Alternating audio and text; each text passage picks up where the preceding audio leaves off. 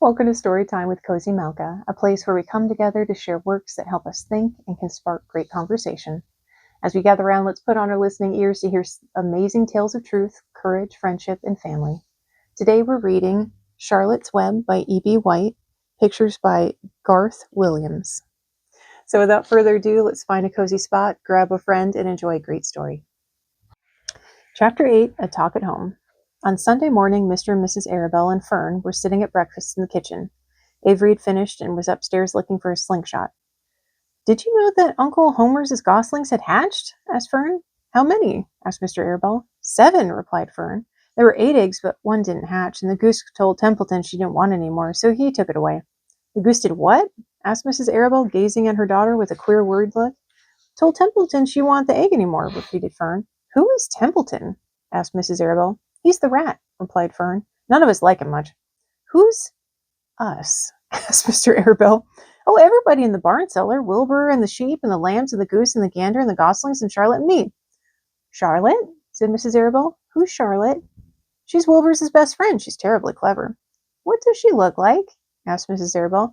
"Well, said Fern thoughtfully. "She has 8 legs. All spiders do, I guess." "Charlotte's a spider?" asked Fern's mother. Fern nodded. "A big gray one. She has a web across the top of Wilbur's doorway. She catches flies and sucks their blood. Wilbur adores her." Oh my gosh. Oh, a lot of vampire talk. Okay. "Does he really?" said Mrs. Arabelle rather vaguely. She was staring at Fern with a worried expression on her face. "Oh yes, Wilbur adores Charlotte," said Fern. "Do you know that what Charlotte said that when the goslings hatched?" "I haven't the faintest idea," said Mr. Arabelle. "Tell us." "Well, when the first gosling stuck its little head out from under the goose, I was sitting on my stool in the corner when Charlotte was on her web. She made a speech. She said, 'I am sure that every one of us here in the barn cellar will be gratified to learn that after 4 weeks of unremitting effort and patience on the part of the goose, she now has something to show for it.'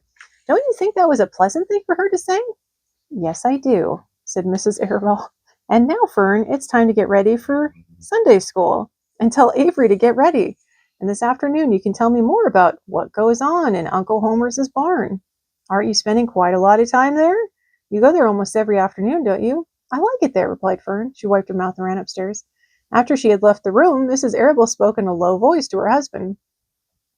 "I worry about Fern," she said. "Did you hear the way she rambled on about the animals, pretending that they talked? Hey, whoa, whoa."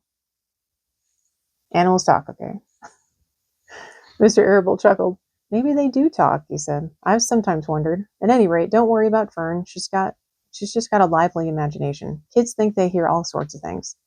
"Just the same, I do worry about her," replied Mrs. Arabelle.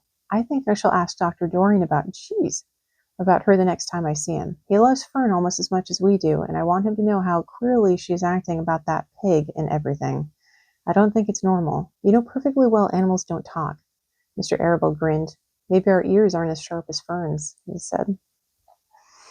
And that's the end of our chapter. That was pretty short. And I'll see you next time for the next one.